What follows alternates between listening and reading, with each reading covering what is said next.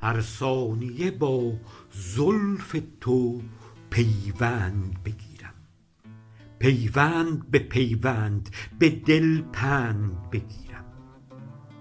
در پند کنم دیده و دل بند نگاهت، خود هیچ که عالم به تو پابند بگیرم.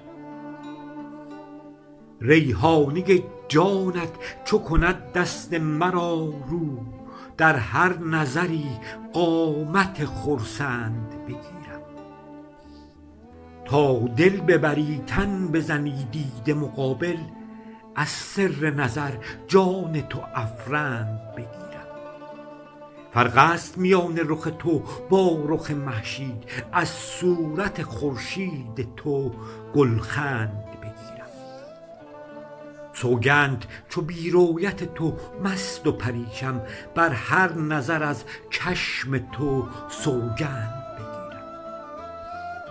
این نیست که وا داده ایم جان و دلت را، من دیده و دل از تو به ترفند بگیرم. چون در قدحم باده مرا مست نسازد، از چشم شراب از تو به آوند بگیرم. شیرینی لبهای تو تا برده دلم را، هر وعده ز لبهای تو گلقند بگیرم.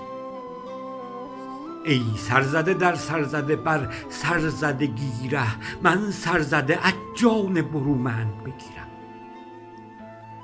در قامت رعنای تو چون دیده نظر کرد، از چشم نظر روی تو اسپند بگیرم.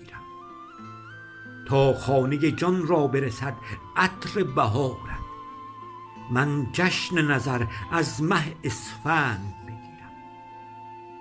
گر گیتیم اندازه کند حاصل جان را، از وزن حضورت رخ لبخند بگیرم. بنمای ز رخ پرده چو طالب به تو گوید، هر ثانیه با زلف تو پیوند بگیرم.